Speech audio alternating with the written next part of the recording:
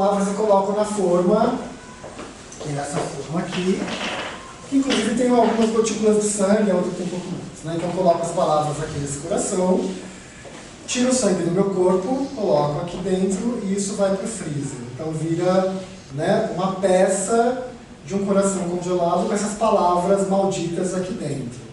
Quase um coração sagrado, porque eu sou uma santa, apesar de monstro. E aí, o vídeo, o Encoraçado de The Angel, é esse coração derretendo. Então foi um dia inteiro acompanhando esse coração sendo derretido, essas palavras aparecendo nesse processo todo, né? E, enfim, a imagem inicial é essa, com o coração ainda inteiro congelado. Né? Depois também esse vídeo está disponível, está dentro, inclusive, do documental, para quem quiser depois assistir, enfim, né? E, para terminar, fazer a leitura aqui do Jeffrey, que é, enfim, o cara da monstrologia, né? A interpretação monstruosa é tanto um processo quanto uma epifania, um trabalho que deve se concentrar em fragmentos, pegadas, olhos, talismãs, dentes, sombras, relances obscurecidos, significantes de passagens monstruosas que estão no lugar do corpo monstruoso em si. É isso. Fecho o texto com Denis, né, chamando por esperança, então, para além do sonho, né, a esperança, e aí também Paulo Freire, esperança enquanto verbo, né, acho que mais do que nunca a gente precisa dessa movimentação toda. Passei um pouco do meu tempo, mas agradeço muito pela presença de vocês aqui. Quer que eu leia tudo? Tá, eu comecei do tempo, mas tudo. Não, bem bom. Então vamos lá. O Denis, ele escreve, né? A exasperação de seres machucados por condições sociais intoleravelmente desonestas e as impaciências de crianças oprimidas por adultos desajeitados se exprimem através dos mesmos sinais. Quando o povo for libertado e ousar andar com seus próprios pés, a obra de arte ganhará para ele formas, cores, músicas familiares. Será preciso, por favor, libertar ao mesmo tempo as crianças e colocá-las junto de educadores de presença leve, provocadores de alegria, sempre prontos a remodelar bolas de argila, vagabundos eficazes, maravilhados pela infância e esperança. É isso.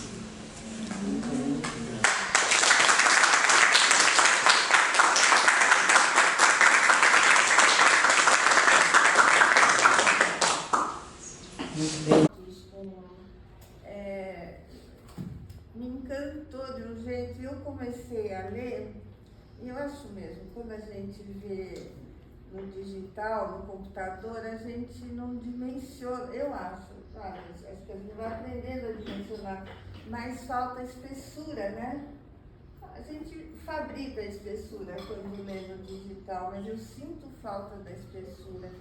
E nesse trabalho, mais do que nunca, é um trabalho...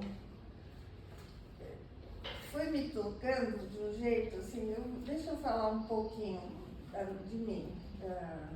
Eu sou psicanalista, né?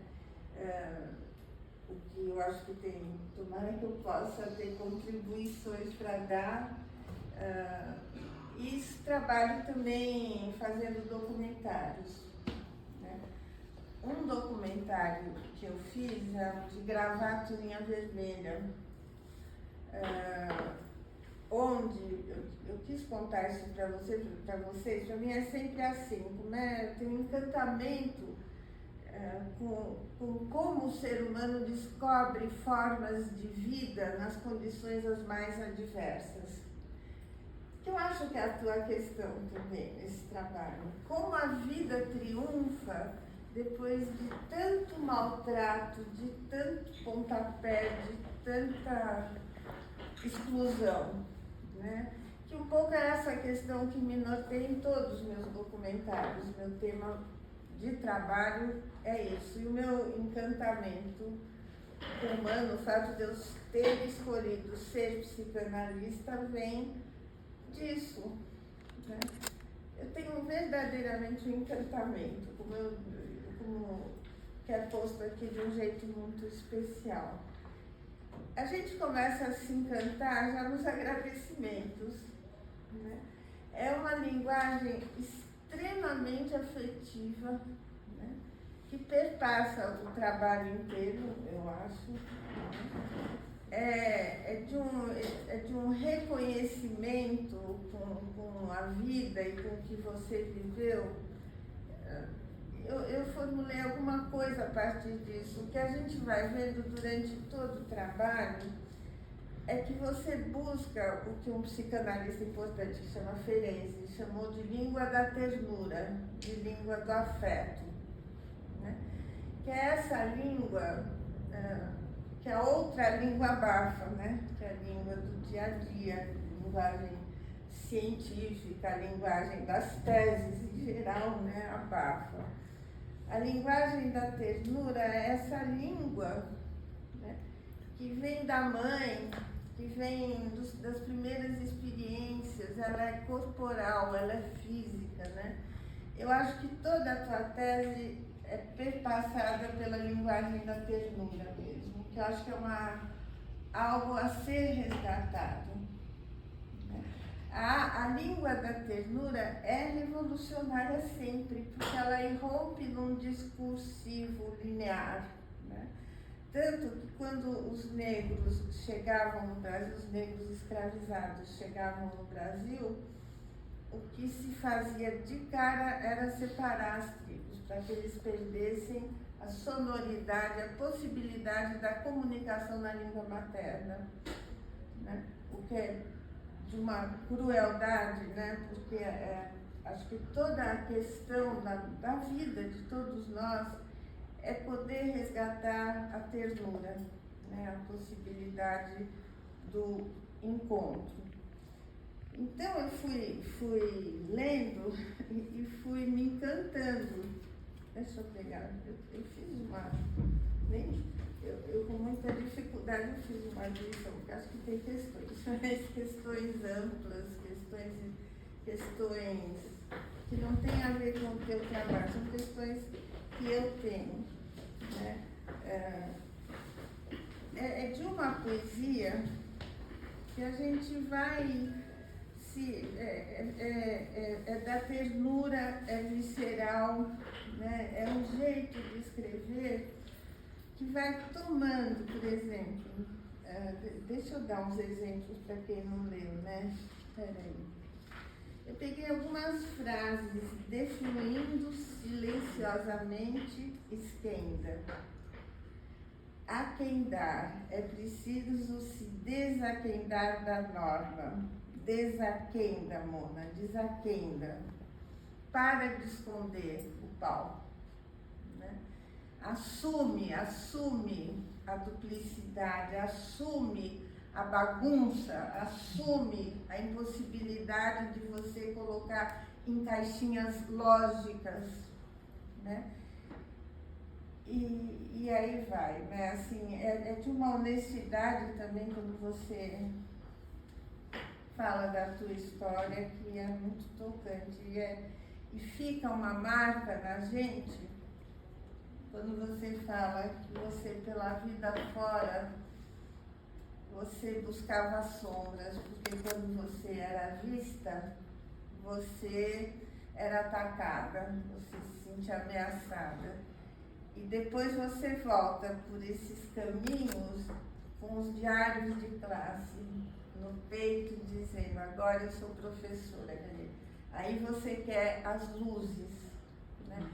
E eu acho que você vem buscando as luzes na tua figura, na tua produção, e haja luz também para tudo isso, né?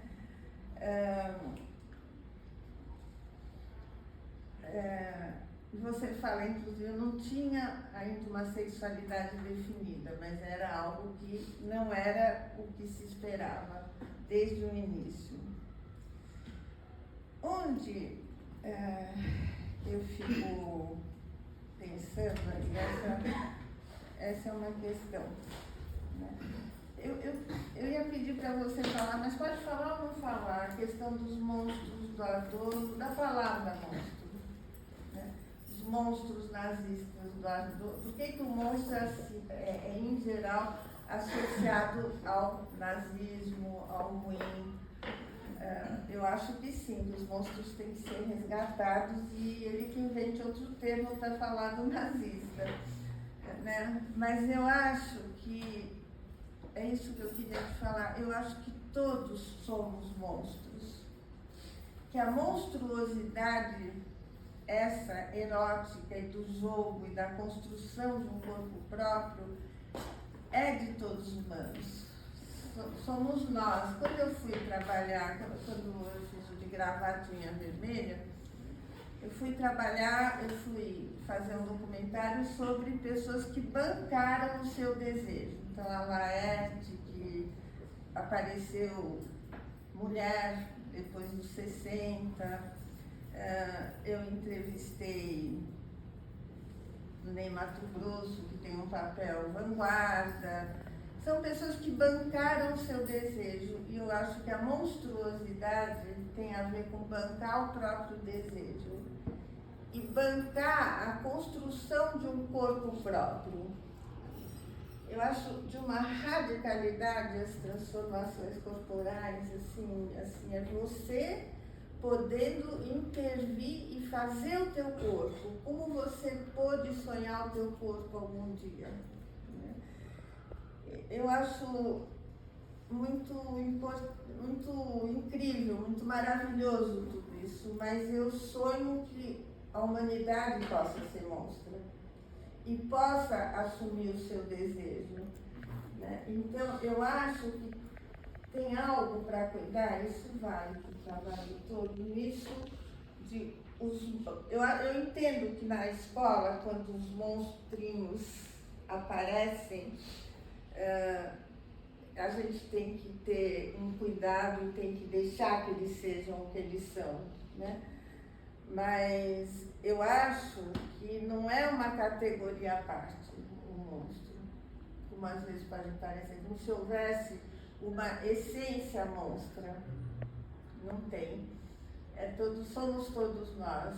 E o que incomoda, o que faz você, num certo momento, na tua adolescência, ir pelas sombras, é que quando alguém assume o seu desejo, as pessoas saem correndo, porque a gente vive num mundo repressor. Né? Por que foi tão difícil ter uma conquista grande, por exemplo, na homossexualidade? Acho que a gente hoje vê homens se abraçando, mulheres se abraçando ainda bem. Mas por que é difícil? Porque o desejo em estado bruto.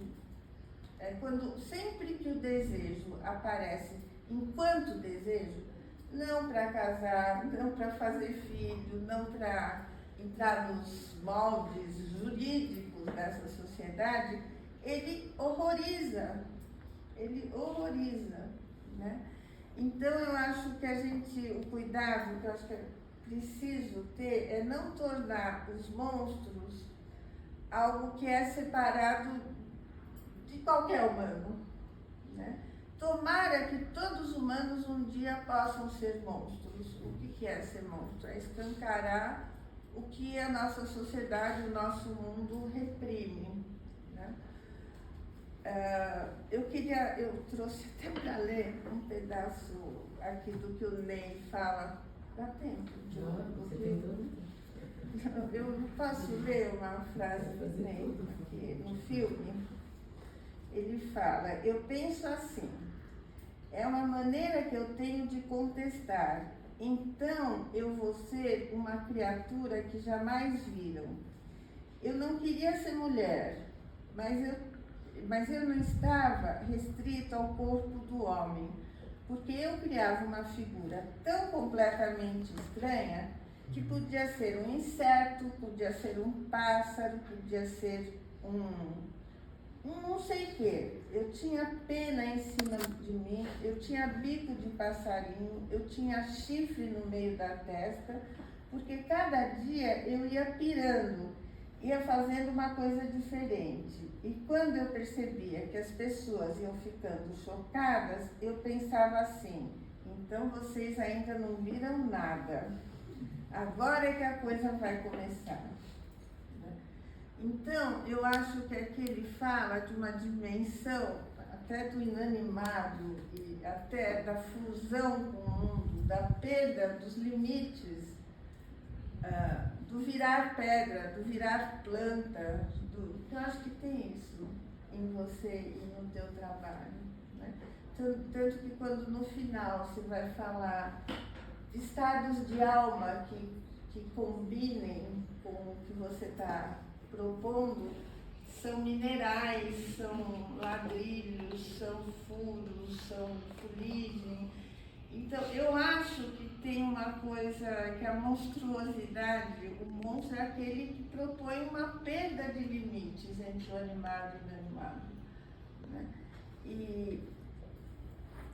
Então, eu acho que tem assim, como não essencializar o monstro, né? Que ele não seja algo à parte. Eu lembrei muito, quando eu terminei o filme, várias escolas, enfim, me chamaram para conversar. E numa delas, eu fui lá, falei. Aí no final, uma adolescente falou assim, escuta, eu não me sinto homem e eu não me sinto mulher, uma adolescente. O que eu faço? Eu falei, aguenta a pressão da sociedade que vai querer te definir. Eu acho que é essa a grande questão pedagógica mesmo que a gente tem, poder aguentar que a criança escancare algo que é da sexualidade em geral, né? O Freud lá, que tem seus sinões muitos, eu acho que ele tem uma descoberta que é maravilhosa, que todos somos perverso-polimorfos. A criança é perverso-polimorfa e a gente carrega isso pela vida toda, né? Então, as crianças dissidentes escancaram, também elas, as monstrinhas, escancaram aquilo que o Freud mostrou, né? Porque o que ele vai mostrar é que essa história de homem e mulher é posterior, muito posterior ao perverso polimorfo e vem da repressão da cultura, vem de uma sociedade que não aguenta o polimorfo, o perverso polimorfo. Fiquei com vontade de ler umas coisinhas assim, daqui do que eu pensei a partir do filme. Eu falo, se a vida fantasmática da fantasia é que nos determina nos encontros eróticos, todos nós podemos viver como insetos, pássaros, pedra mineral, estrelas da madrugada e daí por diante. Nessa fala do Ney estaria presente a sexualidade de todos nós. E no encontro amoroso desejante, sempre transgrediremos os limites impostos por uma cultura que nos quer ou homens ou mulheres. Eu vou continuar, depois se eu tiver, se eu tiver chato, vocês dão uma cutucada assim. Tem uma citação que está numa revista Cult, do Eduardo Viveiros de Castro, que é lindo. Diante da pergunta sobre o que seria humano, Viveiros de Castro afirmou: antes, tudo era transparente a tudo. Os futuros animais e os futuros humanos, vamos chamar assim, se entendiam. Todos se banhavam no mesmo universo de comunicabilidade recíproca. Aí ele fala de uma entrevista que o Lévi-Strauss deu, e ele conta assim, que perguntaram para ele o que era um mito. Aí ele responde, bom, se você perguntasse a um índio das Américas, é provável que ele respondesse, um mito é uma história do tempo em que os animais falavam. Né? Aí o Viveiros de Castro afirma, a condição original comum aos humanos e animais não é a animalidade, mas a humanidade. Os animais são ex-humanos e não os humanos ex-animais. É muito é lindo e tem a ver com você, porque além de ser também ser um lutador pelos direitos dos animais, eu achei lindo te agradecer ao teu cachorro.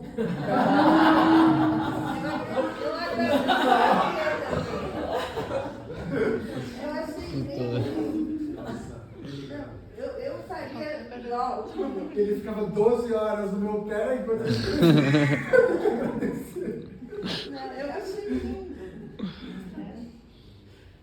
Então, eu acho que tem uma música do Caetano que ele fala: vamos viver, vamos ver, vamos ter, vamos ser, vamos desentender do que não, carnavalizar a vida, coração. É isso, a gente é muitos, né? Uma simultaneidade de seres que somos nós, concretização hermafrodita, sol e mar, fechado e aberto, dois em um, muitos em um.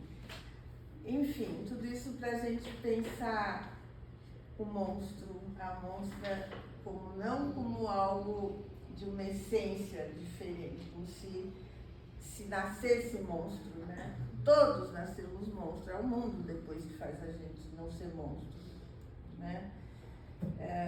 E outra coisa, acho essa uma questão que queria te ouvir, né? Outra coisa, tem momentos no teu trabalho onde se coloca muito a questão da identidade, né? Então tem frases: não abdiquei de mim mesma, afirmar o próprio eu. Aí você lembra de alguém que fala que já está podendo pedir a carteirinha de monstra. Eu acho que esse é um perigo. A hora que a gente tiver a carteirinha de monstra, você ocupou um lugar separado do mundo, um clube dos monstros, né? E depois tem uma frase da Amy que me chamou muita atenção: como alguém vai me ouvir se eu não sou universal? É por isso mesmo que a gente tem que falar, porque ninguém é universal. Quem acredita no único Deus, talvez acredite no universal. Eu acho que se tem Deus, é o do candomblé, e são muitos deuses e muitos orixás, enfim.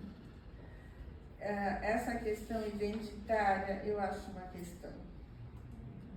Porque eu acho que às vezes a questão é não você voltar para mim mesma como se tivesse uma essência que é você, mas poder sair e se experimentar. Talvez seja a perda de si mesmo. Tem uma frase que é do Lacan, enfim, que vem do Rambo, que é: eu é um outro. O eu é um outro. O outro está dentro da gente. É muito fácil, que é o que a sociedade faz, pôr o outro no monstro, no marginal, no negro, enfim. Não, a questão é a gente lidar com o que é outro em nós. Então, eu acho que a descoberta do que é outro em você em relação ao que te passam é que faz você desabrochar como você desabrochou, né?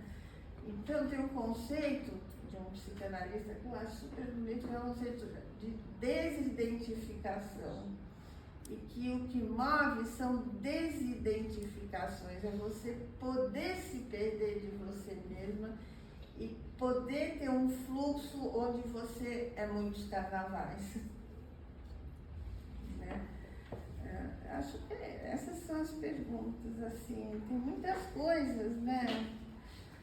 Essa questão da criança, do polimorfo, acho que é isso. Agora quero te ouvir, porque falei demais, né? Falei, bom, me fez pensar mil coisas. Muito obrigada, viu?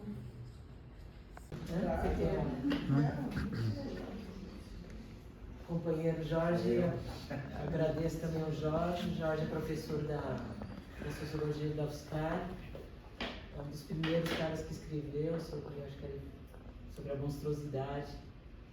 Vocês vão conhecer, né? É uma honra ter ele aqui também. Obrigada, Jorge.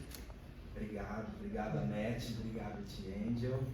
Que bom, Miriam, estar com você novamente. E obrigado a todo mundo que veio aqui assistir, né? Dar essa força nesse momento tão importante. Eu não tenho mais impressora, então agora eu carrego as coisas também no celular, tá, gente? Então, desculpa.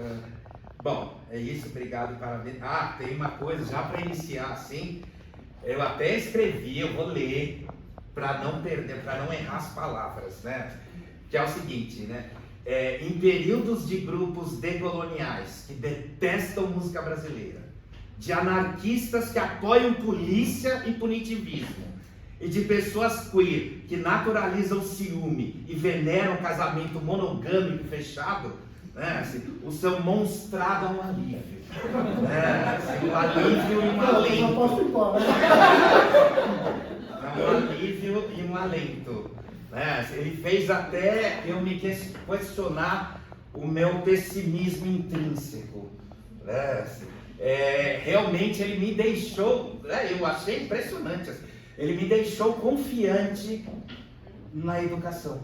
Né? Tem vira e mexe, eu perco essa confiança. Né? Assim, e ele me deixou confiante mesmo assim, né? Assim, além do texto, né? Do trabalho como um todo, como a Miriam falou, é tão bonito, né? Assim, tão sensível, tão poético. Inclusive essa instalação aqui, né? Hoje, assim, linda, linda. Eu fiquei super emocionado com essas rosas aí, viu?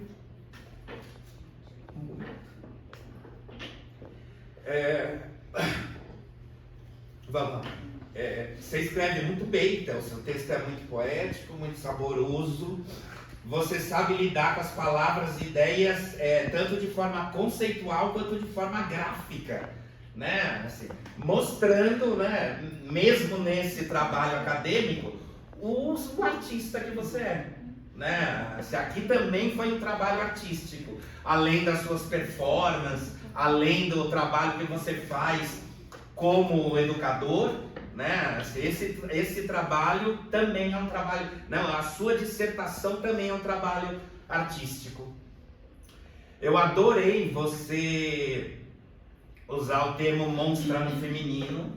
Eu já tinha ouvido algumas vezes, um monte de gente, mas engraçado, eu nunca tinha batido para mim forte assim, né? Assim, no seu texto bateu, né? Aí eu lembrei de um texto da Eliane Robert Moraes, né? Assim, que você cita no seu trabalho e tal, um texto dela chamado A Esfinge em Questão, na qual ela vai discutir a questão do feminino como criador de monstros, né? Essa associação entre a monstruosidade e a feminilidade, né? Assim, historicamente no Ocidente é fortíssima, e aí se encaixa realmente o termo monstra, né? Assim, que eu realmente vou adotar e já vou até explicar por que mesmo acho importante usar, né? Lembrando assim que o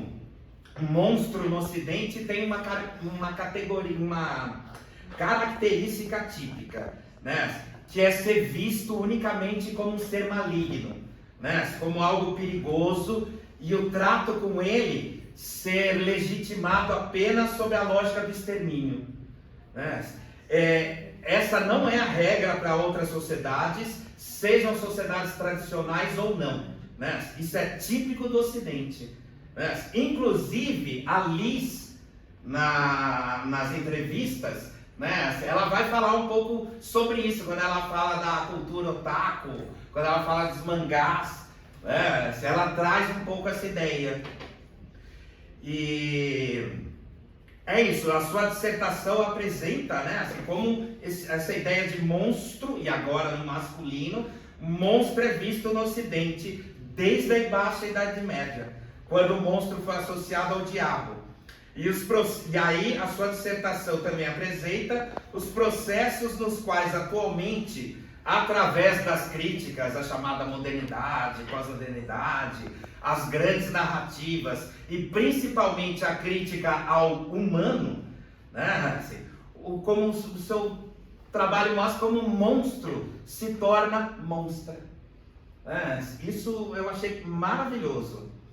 E uma das características fundamentais, diria até né, estruturantes da monstruosidade é o convite ao conhecimento.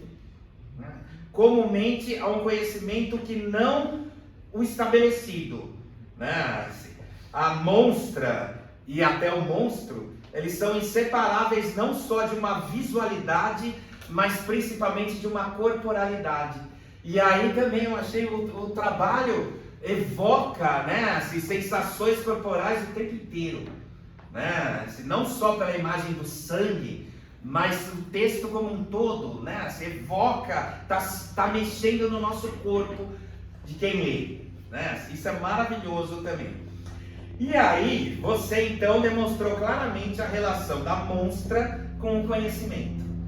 E é por isso que, dentro desse foco, né, de conhecimento, a monstra e a monstruosidade são indissociáveis de uma pedagogia. E aí, gente, é o seguinte, ó, você tem um ouro aqui, né? Essa coisa da pedagogia do esquisito, das aberrações, tem que desenvolver isso muito mais, né? Você já desenvolve praticamente nas suas performances e nas suas aulas, né? Assim, como professora, mas acho que você tem que trazer agora para o campo acadêmico, né? Assim, isso é maravilhoso, isso é maravilhoso, tá? Assim, a gente está numa época que, pelo menos eu ando vendo bastante por aí, uma série de pessoas trazendo essa discussão, pedagogia disso, pedagogia daquilo, pedagogia daquele outro, mas nem todas eu conheço, e algumas poucas que eu conheci, eu não achei que tinham tanta sustentação quanto que você está escrevendo no seu trabalho inteiro. Né? Eu acho que, assim, não perca isso. Não sei se você vai querer fazer um doutorado, deveria, na minha opinião, ou seja lá o que for, mas não perca esse ouro, né? Não perca isso. E aí, me lembrou, enquanto cada vez que você falava da pedagogia, do esquisito ou das aberrações, me lembrou bastante, aí sim, um ótimo trabalho do Luiz Rufino, a pedagogia das encruzilhadas. Né? Você fala, nossa, dá para discutir muito. Né? Assim, pensando aqui Exu como o senhor dos caminhos e das trocas, super dialoga com as monstras. Né? Assim, perfeitamente. Né? E aí você trazendo a importância da discussão da infância. Né? Assim, a monstra, e lembrar como você traz o trabalho, o quanto a monstra é fundamental nessa fase, né, assim, da vida, na infância, né? E aí também eu lembrei de um texto que eu acho que eu não falei na qualificação, de uma antropóloga brasileira, da Flávia Pires. Ela tem um texto maravilhoso chamado Quem Tem Medo do Mau Assombro, né? E ela faz uma pesquisa de campo em uma comunidade, acho que é na Paraíba, e lá ela vai conversar, fazer uma pesquisa com as crianças, né, assim, sobre as assombrações, né, assim, é um lugar bem tradicional, assim, mais para rural, e aí tem muitas histórias de fantasmas, espíritos de parentes antigos, sabe? E aí ela vai discutir com as crianças o que elas pensam disso, né, como elas lidam com as assombrações. E aí ela vai, né, ela vai mostrando como as crianças adoram as assombrações, né? Elas acham divertido, curioso, né? Aquele medo gostoso de conhecer. E ela fala assim, o processo das crianças irem se adultificando, vamos dizer assim, né? Assim, se civilizando, assim, elas aprenderem a ter medo das assombrações. E é maravilhoso, assim, e o título desse, eu adoro esse texto, o título é maravilhoso. Quem tem medo do mau assombro? Mas são os adultos, não as crianças. Assim, são os adultos. Né? Assim, e eles vão ensinando as crianças a terem o medo que eles têm. Né? Assim, a lidarem com as assombrações com medo. E aí eu lembrei muito do seu trabalho. Né? Assim, aí nesse sentido... lidar com a infância, né? Isso é fundamental, né? Elas vão aprendendo a odiar os monstros, né? A odiar os monstros. Outra coisa maravilhosa também, né? Assim, o diálogo com a arte o tempo inteiro, né? Assim, e aí eu acho que o seu texto também, né? E o seu trabalho como um todo, seja o acadêmico, seja o seu trabalho artístico ou o trabalho como educadora, que você mostrar, né, aquilo que o Proudhon, né? Eu adoro Proudhon, né? O fundador da Narciso, mas ele era um machista, né? Horrível, né? Mas o Proudhon é um dos primeiros que vai dizer lá no século XIX ainda, e depois vai ficar tão famoso durante o século XX, né? Vários autores vão trabalhar essa ideia, mas assim, que toda estética é política, não dá para separar a estética de política, né? Assim, toda política, para se realizar, ela precisa de uma forma em si, ela precisa de uma estética, por isso não tem como separar um do outro, né? Assim, e uma nova política obrigatoriamente necessita uma nova estética, né? Necessita de uma nova estética, e eu acho que isso o seu trabalho, apesar de você não usar esses termos diretamente, né? Mas isso fica claro, fica explícito no seu trabalho. Assim como no Brasil sempre teve, né, educação sexual e de gênero, né? Sempre teve, e sempre teve, né? O que existe de novo é uma educação sexual e de gênero, né? Assim, visando agora o não preconceito. Sumiu uma palavra que está na minha cabeça. Porque a educação sexual e de gênero, para o preconceito, para a discriminação, essa é histórica no Brasil, é fundadora do Brasil, né? Ela sempre teve, né? O que tem de novo nesse trabalho maravilhoso que você faz, nessas discussões todas agora, né? É pensar uma educação que não seja heteronormativa, que não seja pautada na desigualdade, né? Era desigualdade a palavra, né? Agora é uma educação voltada, né, para equidade e igualdade, né? Mas isso é que é novo, isso é que é novo. Eu tendo a dizer que isso é uma das coisas mais novas que aparece no seu trabalho, né? Aí no seu trabalho especificamente como educadora. E aí tem outra coisa que eu achei maravilhosa, que é assim, na página 146, só isso aqui, aí você vai falar do pessoal da Body Modification Extreme, lá, apoiando a PL para a proibição do eyeball, não sei o que lá.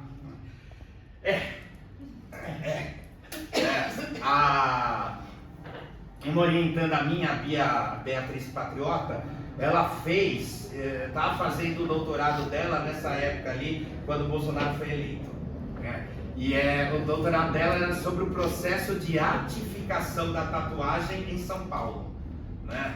E aí ela falou para mim que ela ficou impressionada o quanto, assim que o Bolsonaro foi eleito, né, a quantidade de tatuadores de São Paulo que estavam apoiando ele, né, que estavam apoiando, e inclusive quando entrava nas redes sociais dela, né, que era crítica ao Bolsonaro, romperam a relação de campo, né, romperam, não davam mais entrevista, não queriam mais falar com ela, né, ou seja, né, dá para ver claramente como o fascismo contemporâneo, né, e é por isso que ele é fascismo, né, o fascismo não tem essa de esquerda ou direita, né, está cheio de gente da esquerda que adora Stalin, cara, né, o Stalin voltou. Eu ainda pergunto para algumas pessoas: escuta, vocês estão confundindo com Lenin, né, é o Stalin mesmo que vocês estão falando, não é o Lenin, né, isso é assustador, né, isso é assustador, né, então acreditar que ser progressista é contrário a ser fascista também é uma grande falácia, né? O grande exemplo histórico do fascismo, né? O nazismo Na época, o nazismo era cheio de gente considerada no seu período progressista. Né? Eles estavam lutando por um mundo melhor, né? Por alterar as bases sociais para o que eles acreditavam era um mundo melhor. Né? Então não existe essa contradição entre a pessoa ser progressista e fascista. Né? E, pois é, né? Como essa sua citação deixa bem claro. Né? Por que os tatuadores são bolsonaristas? Não, aí porque eles apoiavam, eles falaram, não, sim, os valores do Bolsonaro são os que eu defendo também. Né? Porque a tatuagem podia ser tomada como símbolo de força física, né? Verdade. E indo para o final, assim, aí eu achei, continuando nesse tema aqui e tal, eu achei maravilhoso. Eu ainda olhei depois, terminei de ler, ainda folhei de novo, procurei. Em nenhum momento, nenhuma vez, você fala de cancelamento. Frestas, e que ele não foi finalizado. Né? Só que aí você não explica exatamente por quê. Eu fiquei super curioso. Né? O que aconteceu? Era um projeto tão bonito, estava tão interessante, aí você só escreve assim, mas ele não chegou a ser finalizado, e para por ali. Eu fiquei curioso. E aí, a última coisa que é o seguinte, Angel, você fala em vários momentos,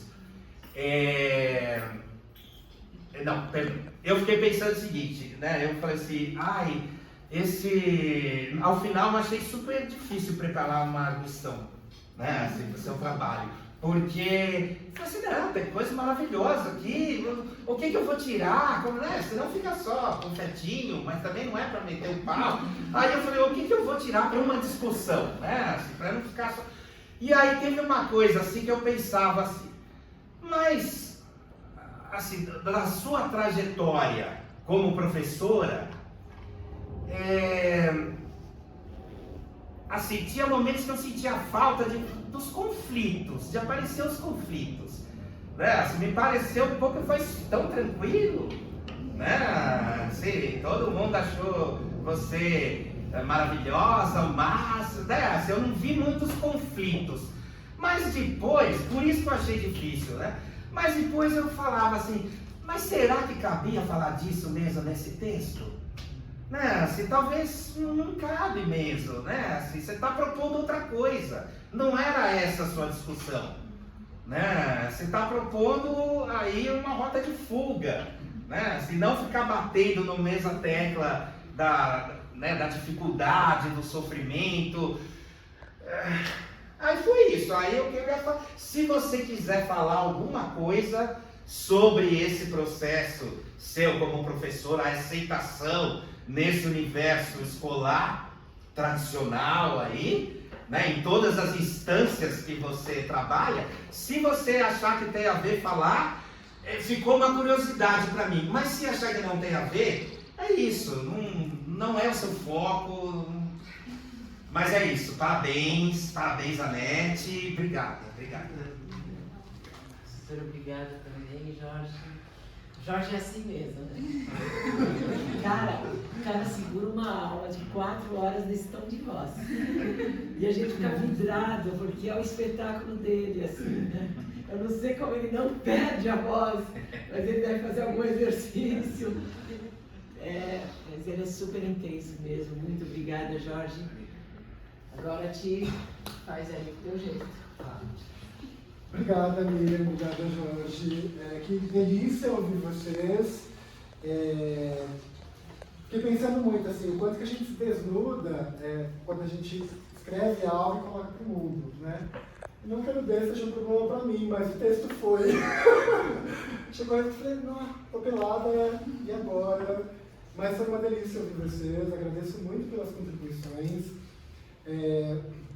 Quando a Miriam traz a questão da essencialização da monstruosidade, é uma preocupação também, tanto que no texto eu menciono, né, a questão que não se nasce monstro, mas se torna, justamente porque a essência não há.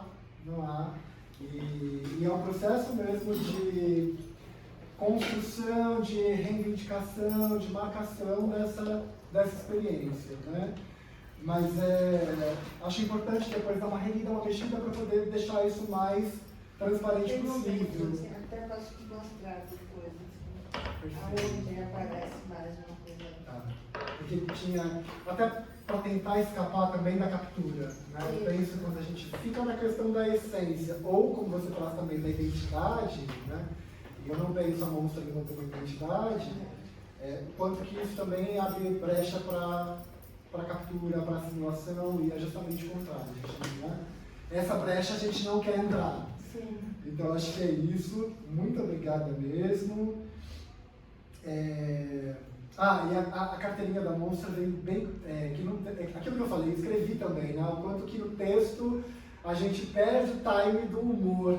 Né? E quando ela traz a carteirinha da monstra, é bem no sentido da piada, né? Da ironia, enfim, só para poder situar mesmo. Jorge, caramba, né? E a gente estava juntos 10 anos atrás numa conversa, eu compartilhei fotos recentes, depois eu te mando. Enfim, o Entre Frestas, que foi um trabalho, só para situar, né? Entre Frestas foi um trabalho de arte construído lá na escola que eu trabalho, com o coletivo Era Mais, que é uma manifestação dessa pedagogia esquisita, ou pedagogia das aberrações, e foi um trabalho pensado enquanto site específico, né? Então ele foi construído, pensado para o corredor onde ficam as salas de aula. Inclusive, temos, cadê Duda aqui? Duda, minha ex-aluna, participou do coletivo, está proibida de sair do coletivo, e ela esteve envolvida na elaboração desse trabalho, né? E a finalização não deu por conta da própria demanda e da dinâmica da escola da vida, né? Então, a gente tinha a ideia de finalizar e apresentar, acabou ficando uma coisa grande demais no sentido da experiência e do tempo e que não cabia ali. Mas como a gente mergulhou muito no processo de construção da coisa, então eu falei, valeu, e a gente conseguiu também ter muito registro em audiovisual, né, que não está divulgado em lugar nenhum, mas está lá em casa. Então em algum momento, quem sabe, né, sai enquanto esse outro eco. Mas é isso, não foi finalizado porque a dinâmica mesmo ali, ela pede outra coisa, né, infelizmente. E nesse sentido, acho importante marcar, né, a gente está vivendo um momento muito difícil na educação do Estado de São Paulo, com esse governo fascista que a gente tem. Então, assim, ele deixa que a gente fale sobre sexualidade e gênero desobedientes. Só que ele cria uma estrutura de trabalho que não oferece tempo para você conseguir desenvolver nada disso. Então, esse ano, por exemplo, a gente está em agosto, a gente não conseguiu desenvolver uma atividade com o coletivo Era Mais. Não consegue, porque a gente tem que atender as metas diárias que esse governo pede das escolas. Então é surreal o quanto que eles deixam, mas não deixam, ao mesmo tempo com essa, né, lógica neoliberal, fascista, que eles manipulam bem. E os conflitos, eu fui pensando enquanto você foi colocando, acho que é isso, né, mesmo, de não entender que era o momento de falar sobre essa experiência em específico, até porque a minha travessia na educação institucional, ela não escola a parte discente da docente, né? E como eu trabalho na escola que eu estudei, a minha experiência enquanto estudante lá foi horrível. Foi desumanizadora, roubou meu sonho, roubou minha pulsão de vida. Então, como essa experiência enquanto estudante foi horrenda, eu penso que quando eu chego como professor, já tem uma casca tão dura, que vem e cai, né? É uma espécie de armadura que foi forjada até com base na experiência que teve lá anteriormente, né? Então, não aparece talvez por isso, que tem uma certa blindagem, não que não tenha conflito, né? Que não tenha os olhares que a gente traz no texto, né? Que às vezes não é verbal, mas é um olhar que também vai te querendo encaixar num lugar que é o de não humano. Mas não me afeta mais, né? Olho torto, um beijo, falou alguma coisa, não, nem escutei, e você indo a travessia, né? Acho que é uma outra fase. Estou velha, né? Estou velha também, acho que isso vai trazendo pra gente uma outra corporalidade, uma outra consciência também, uma outra expectativa do que a gente quer também, de tudo, inclusive de fincar os pés naquele chão, assim. Então tá tão fincado ali, forte, que o que vem de conflito fala, tchau, um beijo. Matrix, né? Matrix. É isso. Mas obrigado, gente, obrigado.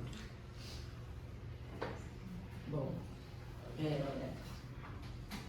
assim, a lição acabou, mas eu queria falar uma coisa sobre a Ti. Eu sempre faço isso no final, lógico que eu não vou arguir, mas queria dizer que foi a Ti veio junto com num momento muito especial que a gente estava vivendo, que era o momento da Covid, né? E foi um encontro, assim, foi um encontro inusitado e muito alegre. A gente não se conhecia e eu acho que ela me trouxe coisas que eu não tinha, né? Eu fico pensando sempre, eu acho que, na verdade, uma orientadora, um orientador é quase que um parceiro, assim. É aquele que permite passar, né? Que deixa o estudante fazer o que ele precisa fazer, o que ele quer fazer. E eu fui aprendendo, a Ti foi mudando muito durante o percurso, assim, né? Ela chegou de um jeito e depois ela vinha de outro. E eu experimentava eu mexia, né? Porque eu achava muito estranho, tinha coisas que ele ia trazer. E ela sempre foi bem generosa. E a gente teve um encontro, eu acho foi muito disruptivo para mim. Talvez eu tinha experimentado a diferença numa radicalidade que eu nunca tinha experimentado em mim mesmo. E o que foi mais impressionante, que eu acho que a Miriam, pela sensibilidade analítica dela é precisa, nunca uma pessoa conseguiu, sei lá, extrair de mim ou provocar em mim uma suavidade tão exacerbante. Tinha que ser uma monstra. Sim, tinha que ser uma monstra. Porque ela extraía de mim alguma coisa que nem eu mesmo conhecia, mas de suavidade e ternura. Assim, eu jamais consegui, com os meus orientandos me conhecem, às vezes eu fico doente, eu jamais consegui ter um momento de tensão com a Ti, porque ela extraía de mim uma coisa que estava escondida em mim mesma, né? Em sua monstruosidade.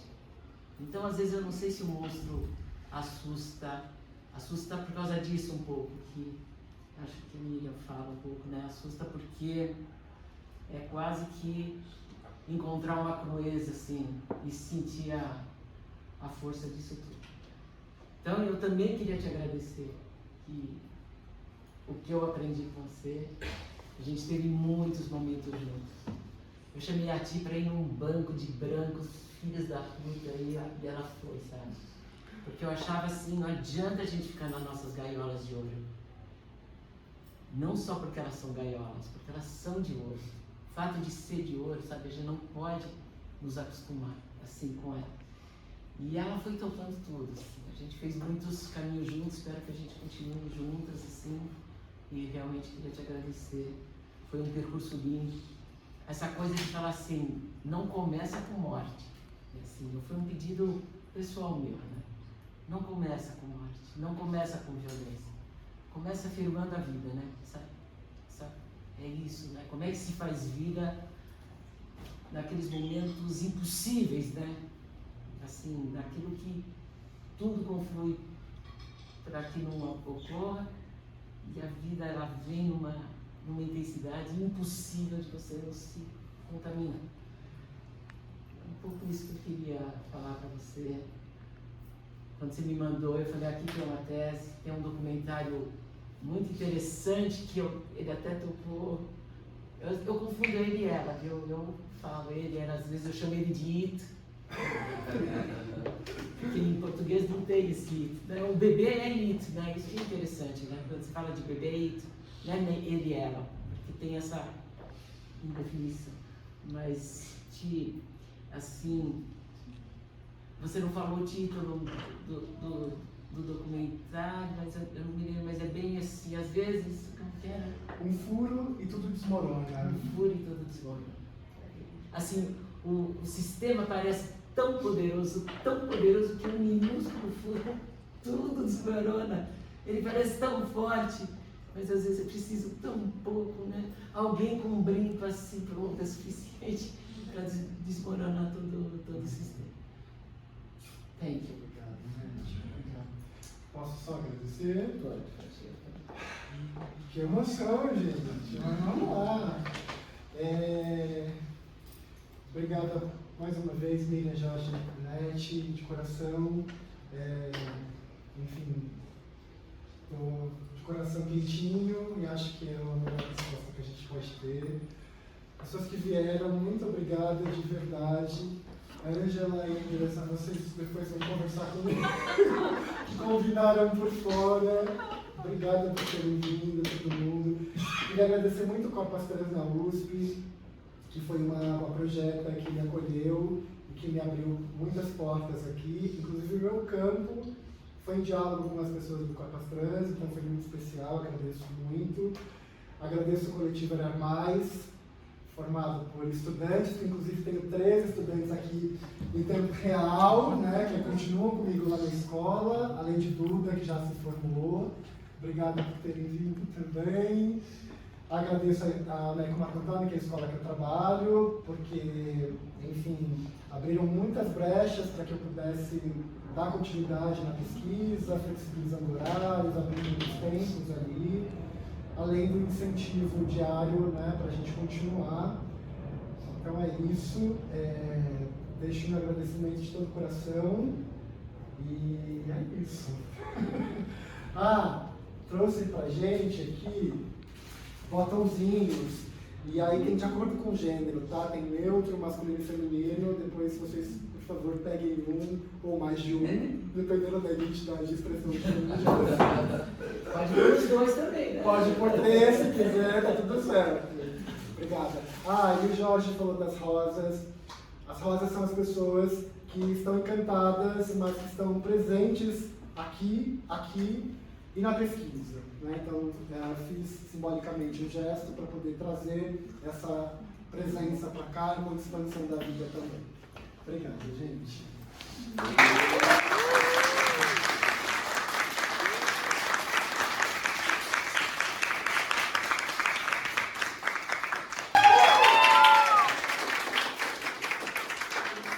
No parecer da comissão julgadora, destaca-se a beleza poética, a originalidade da proposta pedagógica e recomenda-se publicação.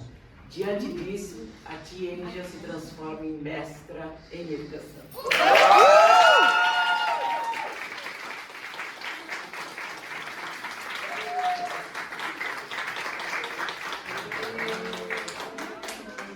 A alegria que isso te potencialize a mais, que seja uma arma que te leve mais longe, que esse título te ajude. Bom, gente, obrigada por vocês estarem aqui. Nós vamos fazer uma comemoração, não vamos? Uma memoração. Vocês estão se enchendo de comida? É só um blisquete. Nós vamos comemorar, não sei se a Ti tem uma comemoração pessoal, a gente pode comemorar uma coletiva depois. O que você está pensando? Eu queria fazer uma foto de todo mundo antes de sair daqui. Tá bom. Deixa eu achar.